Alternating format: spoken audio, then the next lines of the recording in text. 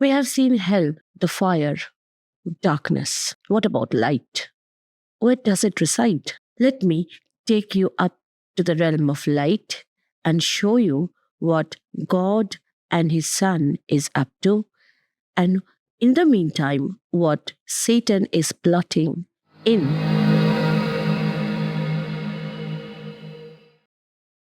In the first book, we have seen Milton starting with an invocation.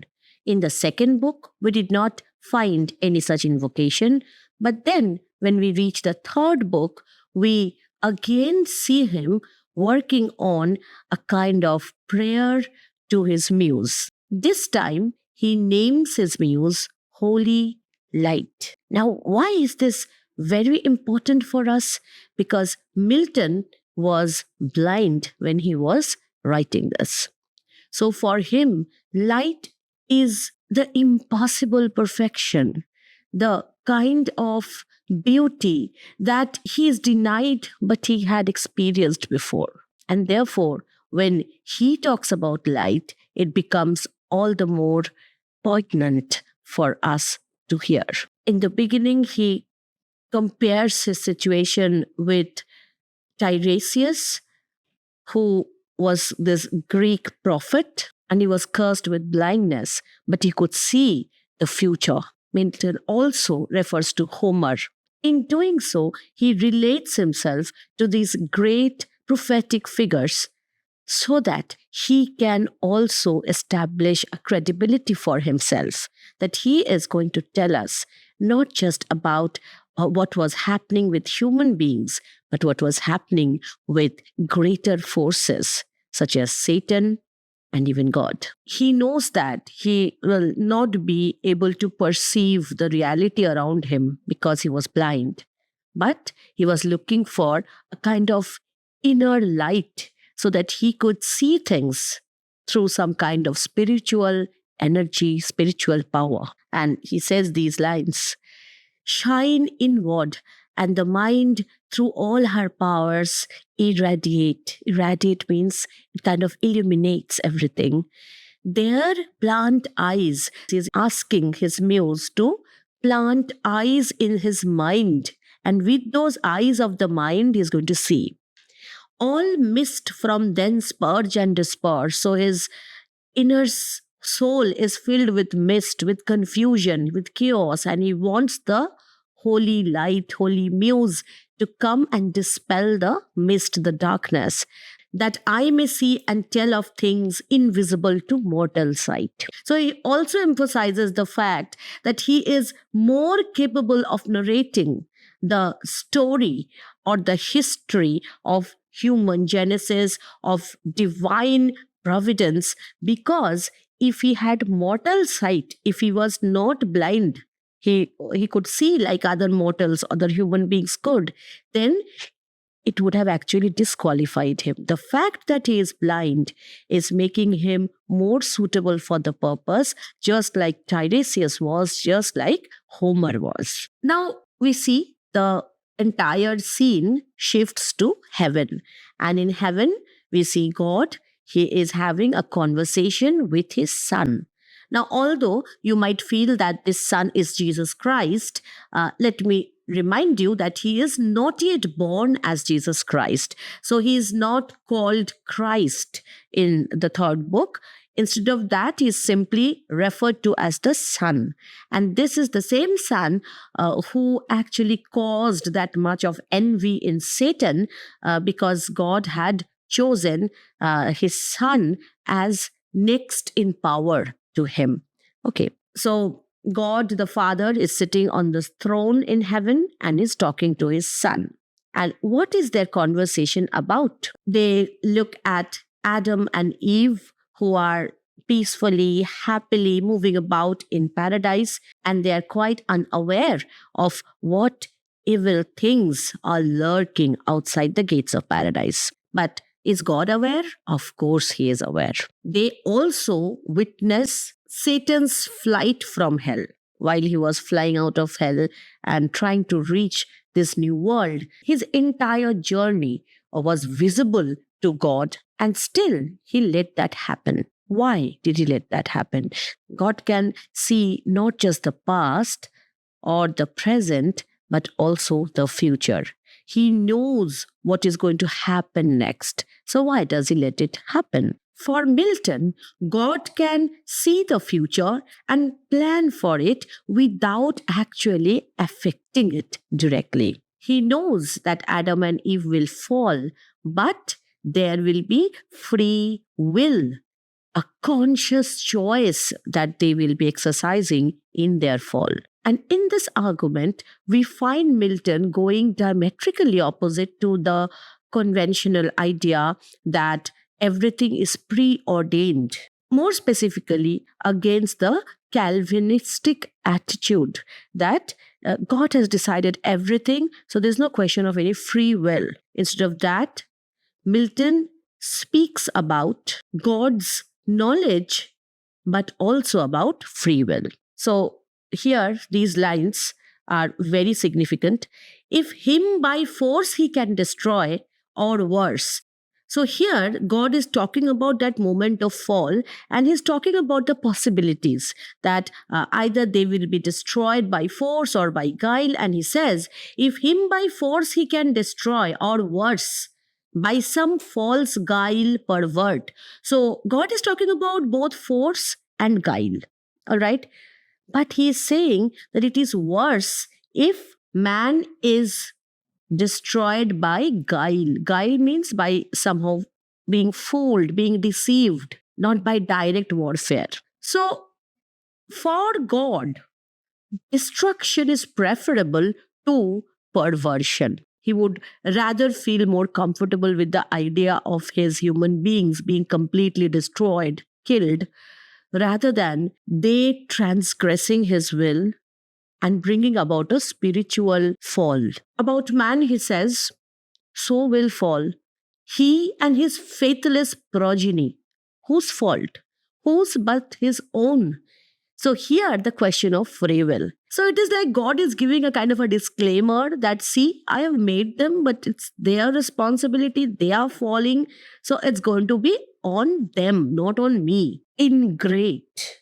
Now, he is saying that man is going to behave in an ungrateful manner if man is going to go away from God. Ingrate, he had of me all he could have. I made him just and right, sufficient to have stood, though free to fall. Now, right after this disclaimer of responsibility, God further states that the rebel angels have gone against him, and so will the human beings go against him. But the two cases are different. The rebel angels, they acted on their own for their self-interest, and they consciously did what they did. But human beings, they were deceived by external forces, by others. Therefore, while rebel angels will find no forgiveness, no grace, human beings would be given an opportunity to somehow receive back what they have lost. And then when God finishes speaking, the entire place is filled with heavenly fragrance. The son, who was till now listening to God, speaks to him. The son asks that, are you then giving up on human beings? Are you giving up on your creation and you are letting Satan take his revenge? And then God replies that no, I am going to save some of the humans. And how is he going to make this distinction between whom to save and whom to not save? He will put his spirit inside human beings as an umpire conscience, which will be constantly reminding them of their sinful state. He says that repentance and obedience can make humans receive mercy. And he says, upheld by me. So he is going to provide a support to humans. Upheld by me, yet once more he shall stand on even ground against his mortal foe. Who is the mortal foe? Satan. So it's going to be God's support through conscience that man will be able to stand against Satan with all his power. But he further speaks of how human beings will still continue to be sinful, although they would be provided with this umpire conscience. They will continue to act against God, and they would reach a point where they must be completely annihilated, eradicated, unless a supreme sacrifice is made. He, with his whole posterity, must die. Die he, or justice must, unless for him some other able and as willing pay the rigid satisfaction, death for death. So, because human beings were responsible for introducing death into this world through the act of transgression, eating the forbidden fruit, therefore, they must repay by a sacrifice. And that sacrifice must be by somebody who is able and willing.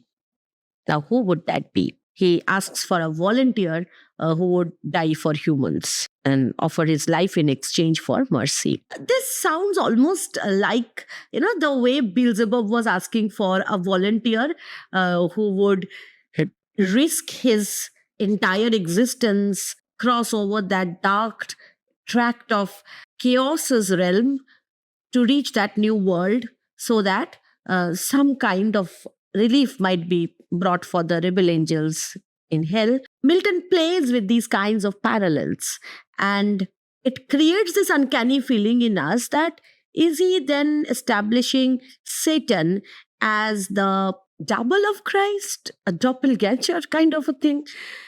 But no, these parallels also establish the contrast, because one was done in hell and another in heaven. But we have seen that there are similarities too. In hell, when Beelzebub was talking about volunteers, Satan volunteered that I would take the risk, and that established him as the king of hell. But we understand that the whole thing was a huge setup. Satan knew that nobody would volunteer, and it would give him the chance to do what he actually wants to do. In a similarly twisted kind of way, God also had this kind of a foreknowledge that his son is going to step up. So it's all about one volunteer set against another. And this is how Paradise Lost becomes a kind of a preparation for Paradise Regained, where we see the figure of Christ standing straight face to face in front of Satan, facing his temptations boldly. So, just as in case of hell, here also there is first complete silence. Who would volunteer? No one is ready to take the fall for man. And then the son steps forward and he offers himself. He pledges that he would be born as a mortal, but God says that although you would be mortal and you would surrender to death, but you will conquer death. And in that process, you will be taking along with you the entire humanity, or at least your believers. Afterward, he will ascend to heaven. So it's going to be something really temporary. Seeing the son's bravery, everybody in heaven, they praise him. God further says that his son would be born of a virgin. Now, why is that important? Possibly because usually divinity is screened away from anything that is profane, physical, and in conventional religion, well, especially in the ones where human beings are seen as fallen creatures, any natural birth would be considered as a part of that fallen state. So possibly that's why it was important for God to establish the fact that Christ was born to a virgin mother. And he further says that just like Adam was responsible for condemning the entire humanity, Christ would be responsible for redeeming it. So here also there is a kind of parallel established. It's like the figure of Adam is set against the figure of Christ, or when the son would be born as Christ. And he actually says that Adam represents the sinful origin and the sun would be the second root. So when in a plant one root gets spoiled, it survives by the help of producing the second root. God also says that whoever rejects God's grace, that is, the blessings of God to people who believe in Christ, whoever rejects that would be sent to hell. And this is common in many religions, that if you don't believe in us, you're going to go to hell. So Milton here underscores this whole theme of one man. There is one man who is responsible for destruction, one man who is responsible for redemption.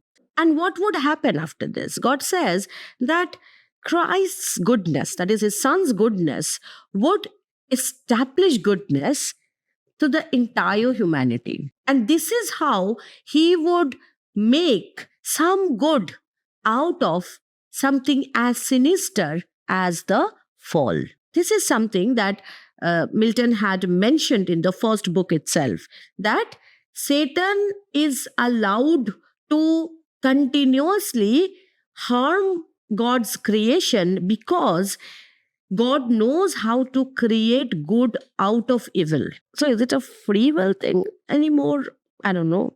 This is why Milton is so ambivalent and not very easy to understand. At least his position is not very easy to understand. He says that God's grace would be acknowledged by everybody. And then he talks about the doomsday. And what would happen on the doomsday? The sun would return gloriously to the earth. So the sun, after his mortal death and resurrection, the sun would go back to God.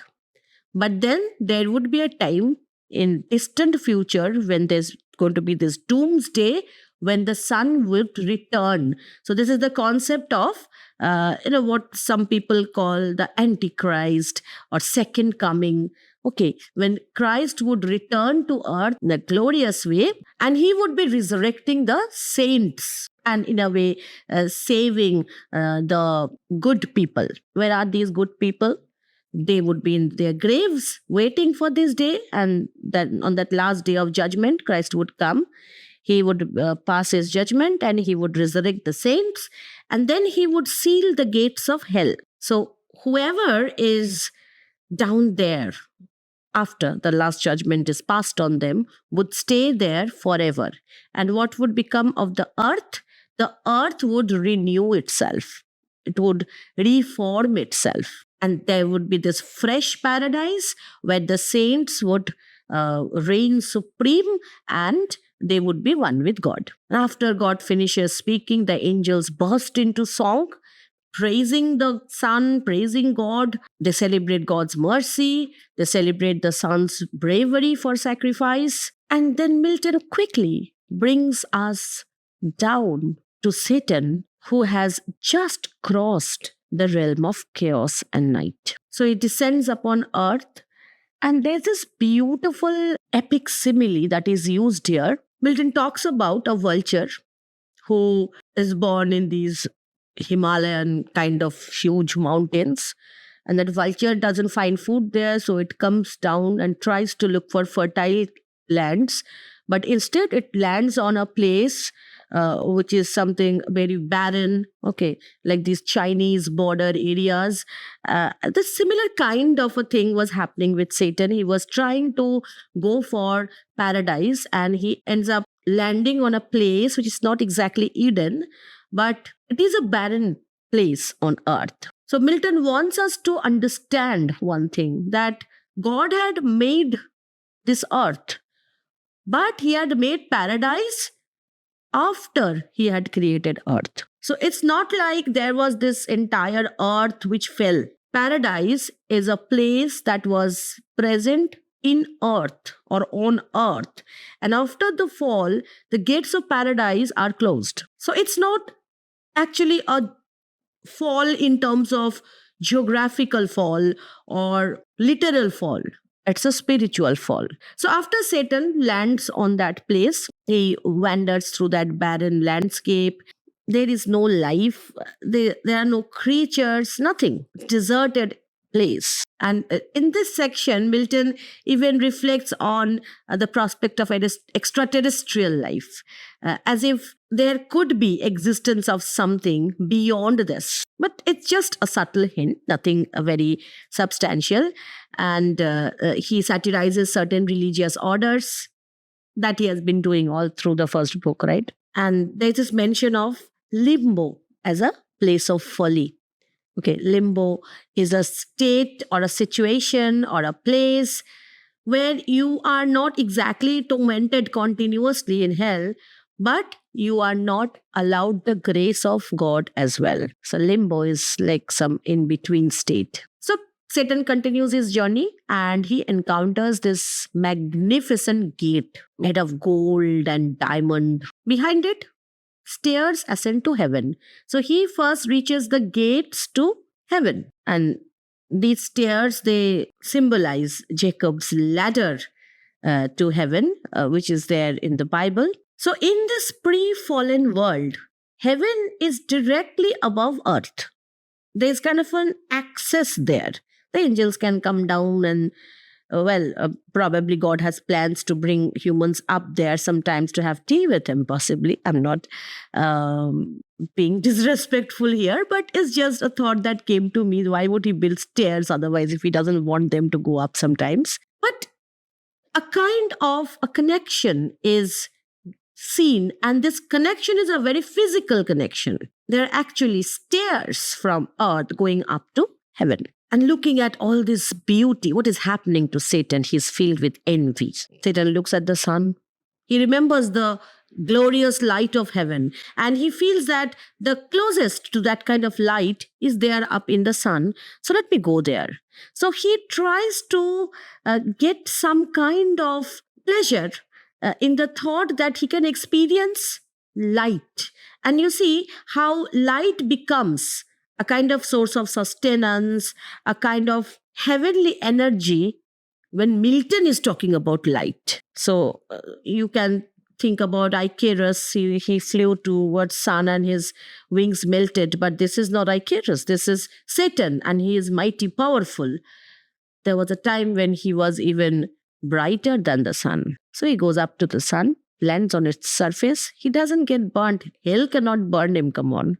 So when he reaches sun, Milton describes to us what the sun looks like, and Satan talks about liquid gold. So in hell we had liquid fire, here we have liquid gold. And gold is, of course, a magnificent object. The sun is a magnificent, powerful, celestial body. And then Satan looks from up there to the earth. What does he see?